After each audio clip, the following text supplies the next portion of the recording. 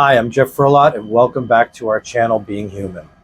Before I get started with today's lecture, I wanted to thank everybody out there that has subscribed to the channel and liked and shared the content. We're getting a lot of responses, a lot of really great messages. So it appears that people are starting to like what we're doing. And if you're watching this for the first time, please do us a favor and subscribe to the channel. We have a lot of really great content on it and more to come, a lot more to come. So thank you very much. Today, I'd like to have a discussion about the uncomfortableness that we feel, anxiety, depression, sadness, anger, uncomfortableness, all of these feelings that we have. Let me give you an example of what I mean by a call to action. Here's a personal example. Among the other things working in the recovery field, I'm also a musician. If you've seen my videos before, you probably have wondered, what the hell is he doing sitting in a home recording studio? Well, this is my other kind of full-time job. I'm a professional musician. I work with one band exclusively, and we cover a variety of songs. When I first joined the band, I went for the tryout, and it went really well, even though I was super nervous, and my hands were shaking. And I remember the singer Eric kind of reached over to me and grabbed my arm and said, "Are you okay?" And I'm like, "Yeah," because they were so good and their harmonies were tight, and I was coming into an already, formed group, and they were allowing me to come in, or at least giving me the opportunity. At that point, he just sort of looked at me and said, "You already have the gig, so let's just enjoy it," which was really what I needed to hear at that moment. After I got the gig, and I said yes to it, he asked, and I said, "Yeah, I would like to do that. You guys are great." He said, "Okay, great. I will send you a list of all the material." There was like over 200 songs, something like that, pretty close to it. And my first initial reaction was, "Okay, that's a lot." And he said, "We need you to have it done." I think this was in March or something like that. He said, "We need to be fully rehearsed and ready to go by June, because by June, that's when all the corporate gigs, the weddings, really, that's like the summer is the time where most musicians really make their way through all the clubs and venues that they have to play." So I looked at this list and I started picking it apart, and I'm going, "Well, I know that one. I know that one. I know that one. That I don't know. That's a country song. What the fuck? I don't do country." But I started looking at it, and I noticed that there was some material that I probably wouldn't have ever thought to learn, because I'm kind of like I'm a rock guy, metal, funk, that kind of thing. So, but I know how to play my instrument. So, and this seemed like a daunting task to me. So what I did was, I wasn't sure, and I called a friend of mine, Nate, who's a very accomplished musician, multi-instrumentalist. Pretty much, you give the guy a tuba and he'll get something out of it. And that's a John Lennon quote, by the way, John Lennon. So he said something really profound, Nate. I said, "Yeah, they play country and stuff." It's like, I don't know. I don't know. I don't listen to that. And he said, "Are you a musician or are you a rock star? Are you a musician or are you a rock star?" Think about that for a second. I always wanted to be a rock star when I was a kid growing up. It was the thing that I think that was going to take me out of poverty and what have you. And so I always thought, like, a rock star. Well, what is a rock star? Rock star is an image, right? And now I'm being asked to be a musician. What does a musician do? Musicians learn everything that's in front of them, regardless of what style of music. If it's music that they can handle, great, you should learn it quick. If it isn't and you're not used to it, then it's important to do the work over and over and over again, and practice till it just becomes what you are. So that had a really strong impact on me. So Nate, thank you very much if you're watching this. I learned these songs, but it's difficult to learn them in a very short time frame. It's a lot of material. I banged it out in 2 months. I learned the material and we rehearsed it, but when you play live, totally different animal. That's the ultimate controlled chaos. Any wrong thing can happen at any time.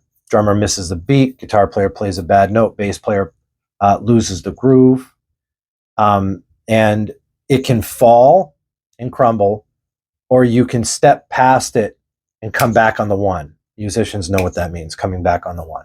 It means the beginning of the phrase. So I did this work, and every time I was learning a new song, I would listen to it first, and I'd listen to the bass line.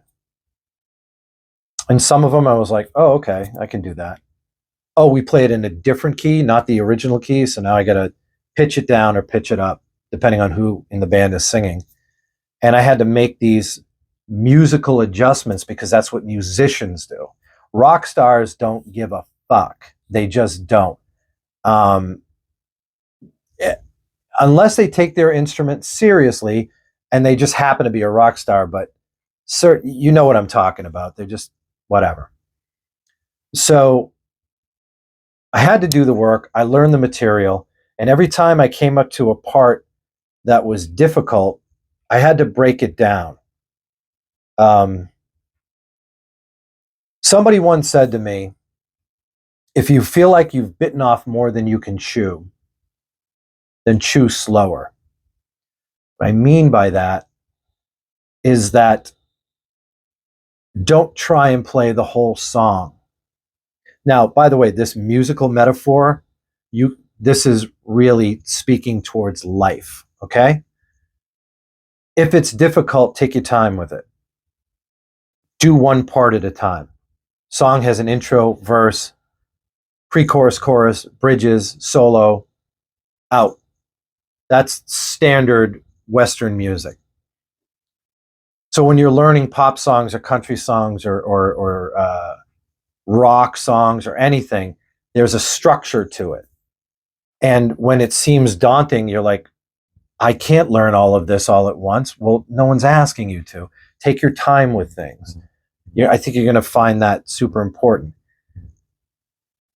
But I didn't come to that conclusion until I stopped attaching myself to the outcome and felt uncomfortable. Like when you've got a piece of music in front of you and you're trying to play it and it's really difficult because you're trying to play it up to speed and sometimes you got to slow it down. But the uncomfortable feeling that I would get every time I'd switch from one part to the next, it caused anxiety and self-doubt and I suck. It's almost like going back and relearning your instrument. And I don't like that. Nobody likes that at all. But it's necessary. It's a call to action. I've got to learn this part. Or I've got to learn this song. Well, what is it broken down to? Boom, boom, boom. What key is it in? What are the variables that go along with this piece of music? And it's necessary to do the work in order to accomplish the task. When you say you're going to do something, or you feel in your heart that it's something that you want to do, and you erase self-doubt, get it out of there, it's a little easier to approach the task from this perspective. I'm uncomfortable. Something must be done about it. Meaning, it's a change. It's necessary. And it's important to look at not only that, but all aspects of life from that perspective. And really, in order to become something, you got to go through it. So in this case, I wanted to learn the song because I have people relying on me, and I saw the potential of something really great. If I want to learn anything, I try and surround myself with people that are much smarter or more accomplished than I am. I do that now because I understand that it's necessary. Why is it necessary? It's necessary because it's the it's the fuel for the fire. It's the means to an end. It's the call to action.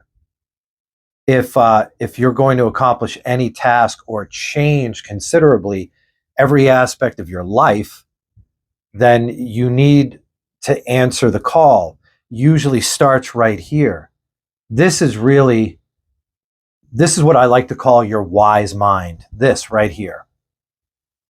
Your gut, your heart, all of these aspects will tell you something, and it's important for you to listen to it. Here's an example. If you're a person who has got terrible eating habits, you're not in the shape that you want to get in, you don't have the job that you want, you feel as though that you are meant for something more, that's a call to action. I don't like what I see in the mirror. That's a call to action. I can't play this part right. That's a call to action. Where it comes from or why it exists is entirely your creation. You want something, you ask the universe for something. I want to be good at this. I want more. This is your thought process. This is your consciousness asking for something. And in return, an alarm system goes off. It's your internal GPS system. It's telling you, get up, go do it. And then somewhere in the back of our mind, that lazy ass, egocentric, narcissistic, yeah, but it's not comfortable for me to go do something. There's a feeling inside of you that says, get up, get moving, stop wasting your time, stop listening to the doubters in your own head, stop negotiating your own demise. I don't like the way I look, but I really want to have ice cream at 9:30 at night while I'm watching a scary movie. I got it. I've been there. I still have an Oreo cookie addiction, okay? Without allowing it to completely take over my life at this point. Meaning, I still sit there and take out an entire freaking sleeve of Oreos. There is no thing in my brain that says, one of these double stuff will be good enough. I have a whole glass of milk. Surely I can suck up every inch of that, every little liter of that. Surely I can suck up every drop of that milk. And I need enough cookies to do it. But in my mind, who I am now, at 54 years old, I've learned through mistakes that if I want to change anything, if I want to accomplish anything, I got to do the work.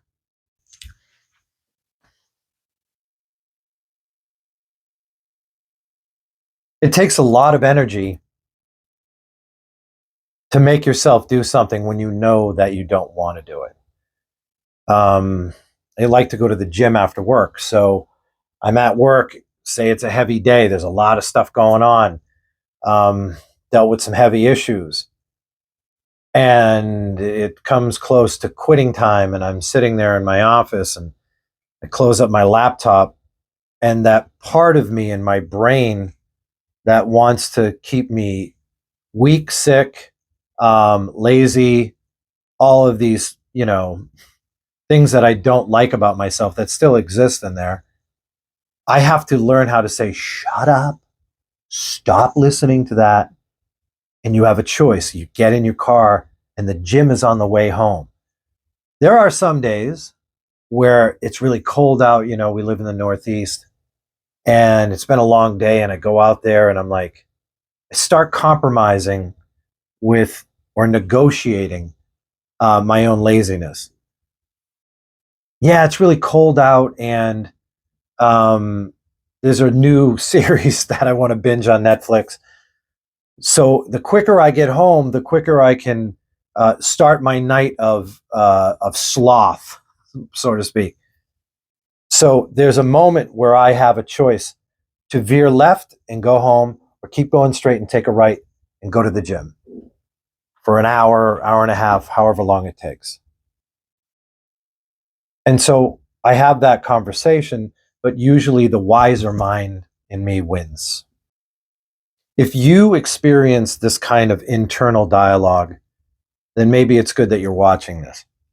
If you want to change anything about your life, you have to listen to the call to action. And it's imperative that you do what you don't want to do. At the moment, I didn't want to go to the gym, but I did it because I knew I had to. There's something about me, especially when you get older. Exercise is super important. It helps with my mental health. I feel better. I feel like I've accomplished something, and the need for psychopharmaceuticals start to diminish, and you don't need them as much. But when we ignore these things, we have nobody to blame but ourselves for our lack of growth. Nothing is given to us. We have to do a better job of that. I know life gets in the way, or do we get in the way? Yes, I have all these things to do. I don't have time for self-care. Please stop with that. If you have a drug problem, I say it to people all the time.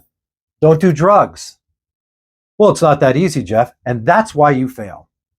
You talk yourself out of your ascension. We all do it. We have to learn to listen to the wiser mind. When we're comfortable and things are going right, and when things start to become uncomfortable, you don't know why, that's the universe saying it's time to do something different. It's time to change. It doesn't have to be significant. It's just if you're laying around and you feel like, what am I doing? Wasting time. Get up and go do something else. And the most successful people in the world failed at everything before they got great at something. And we need to do that. So once again, thank you very much for watching. I appreciate it. Please like, subscribe, share on all your socials. If there's somebody out there in your life, or this appeals to you, to help you kind of wake up and motivate, please share it with people. Take it in. Find what works for you. Don't sit around. Get fucking moving. Really, that's it. Get excited and don't get frustrated. Even if you do get frustrated, stop listening to it. It means that you're not there yet. So thank you very much for watching. Please like, share, and subscribe. And we'll see you again on Being Human. Thank you.